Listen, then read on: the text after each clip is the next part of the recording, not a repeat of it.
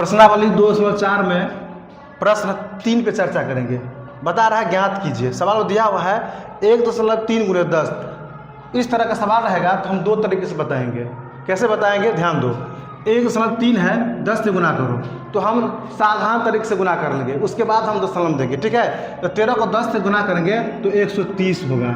ठीक है, और यहाँ देखो दशमलव एक अंक के पीछे में है, तो दाएं तरफ से हम क्या करेंगे, एक अंक के पीछे में हम दशमलव देंगे। ठीक है, तो एक यहाँ है, इसके पीछे में आएगा, तो कितना आ गया, 13 आ गया।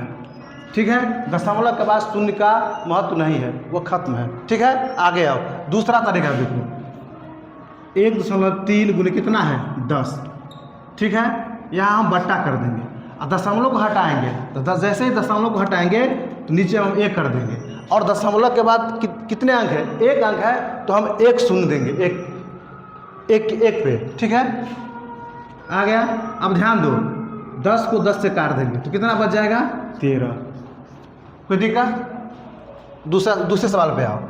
168.07 है। ठीक है, गुने 10 है, तो गुना जो हम करेंगे, तो जैसे हम गुना करेंगे तो 168, ठीक है, 0.07 दशमलव नहीं देना है, 0.7। ठीक है, और जैसे ही 10 से गुना करेंगे यानी 1 पे 1 शून्य है। ठीक है, तो दशमलव क्या होगा, 1 अंक बढ़ जाएगा, तो यहाँ है ना दशमलव, तो कहाँ आएगा, 0 के आगे, तो यहाँ हम 0 कर देंगे, 0 के बाद दशमलव देंगे।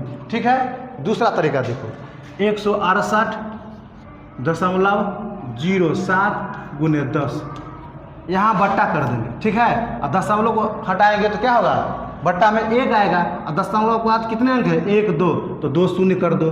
ठीक है, अब काटो, शून्य से शून्य कट गया तो कितना बच गया, 168। ठीक है, कितना है, 0.7, अब बट्टा में 10 बच गया है, अब 10 से भाग दो, पहले 168.07। ठीक है, अब बट्टा में कितना, 1 शून्य है ना, तो दाहिने तरफ से दाएं तरफ से हम गिनती कर लेंगे और 1 अंक के पीछे हम दशमलव देंगे। यहाँ गिनती करके यहाँ 1 अंक रहा 7 ना, तो इसके पीछे में हम दशमलव दे देंगे, बस हो गया।